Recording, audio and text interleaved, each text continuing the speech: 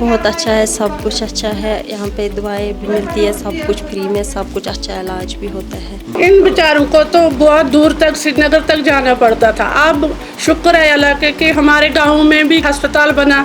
हमारे यहाँ जो गरीब लोग थे इनको भी कुछ मदद मिली इसके साथ।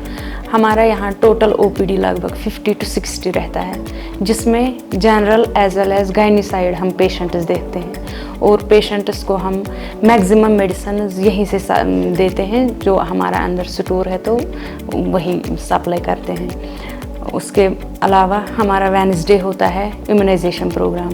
उसमें हम एक तो बच्चों का इम्यूनाइजेशन होता है और दूसरा एंटीनेटल पेशेंट्स, प्रेग्नेंट लेडीज़, उनका चेकअप, उनकी इम्यूनाइजेशन होती है। जो भी प्रेग्नेंट लेडीज़ उनका चेकअप खुसूसन वेडनेसडे होता है। गवर्नमेंट की फैसिलिटीज़ की वजह से लोग बिल्कुल सेटिस्फाई, पेशेंट सेटिस्फाई होते हैं। 80 to 90% फैसिलिटीज़ यहाँ अवेलेबल हैं, जिससे यहाँ के पेशेंट्स बहुत अच्छे सेटिस्फाई हैं। मेन मेडिसिन तो जो हम प्रेगनेंसी में देते हैं वो आयरन और कैल्शियम होता है, और वो आयरन कैल्शियम हम यहीं से उनको देते हैं पूरे 9 मंथ्स के लिए उनको यहीं से।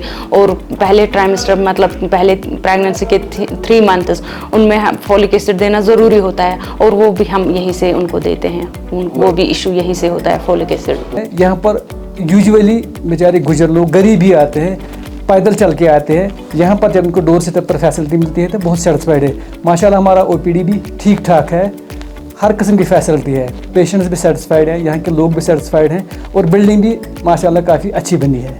तो जिसके लिए हम गवर्नमेंट का बहुत शुक्रिया करते हैं। इम्यूनाइजेशन बेसिकली होता है नेशनल प्रोग्राम। इसमें हम वेडनेसडे को, एवरी वेडनेसडे को इम्यूनाइजेशन करते हैं बच्चों को।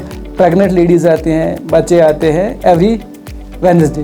बाकी जो हो फिर ANC रजिस्ट्रेशन होती है, इनको फिर पैसे मिलते हैं जिसको डिलीवरी। अब तो हर कोई डिलीवरी इंस्टीट्यूशन में ही होती है, होम डिलीवरी का कंसेप्ट अब ख़त्म हो गया है, तो उनके लिए इनको पैसे भी देते हैं।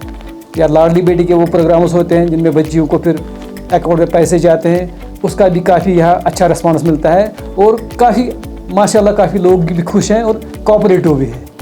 रिसेंटली हमने लॉन्च किया था गोल्डन कार्ड, तो उसमें 5 लाख तक का बेनिफिट मिलता है।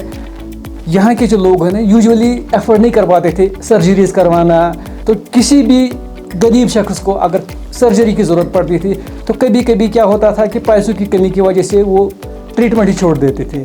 अब जब से गोल्डन कार्ड बना है इनका, तो अब तो कोई ट्रीटमेंट अवेल हर कोई करता है, क्योंकि अब तो उसको ये टेंशन ही नहीं रहे थे कि मेरे पास अगर लाख रुपया 2 लाख रुपया किसी सर्जरी में लगेगा या किसी ट्रीटमेंट में लगेगा, तो छोड़ते थे। अब तो वो इशू ही ख़त्म हो गया, क्योंकि गवर्नमेंट ने ये जो गोल्डन कार्ड की फैसिलिटी निकाली, ये तो बहुत अच्छी, specially for this down town people.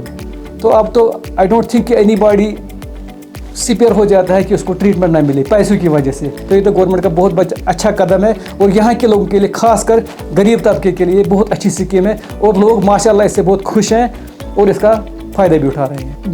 जहाँ तक प्राइवेट हॉस्पिटल्स का कंसेप्ट है, मुझे लगता है that is a distant dream now, क्योंकि अब तो गवर्नमेंट ने हर किसी हॉस्पिटल में इतनी फैसिलिटीज़ रखी हैं।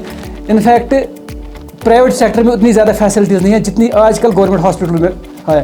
तो लोगों के दिमाग से भी आहिस्ता आहिस्ता निकल रहा है, और निकलना भी चाहिए कि वो दिन गए कि जब हम बोलते थे कि प्राइवेट सेक्टर में अच्छा ट्रीटमेंट मिलेगा। अब तो माशाल्लाह गवर्नमेंट सेक्टर में बहुत ज़्यादा अच्छा ट्रीटमेंट मिलता है as compare to the private sector, और क्वालिफाइड स्टाफ भी होता है, फैसिलिटीज़ भी, मशीनरी, इनफैक्ट मशीनरी यहाँ की बहुत एडवांस्ड होती है as compare to the private sector.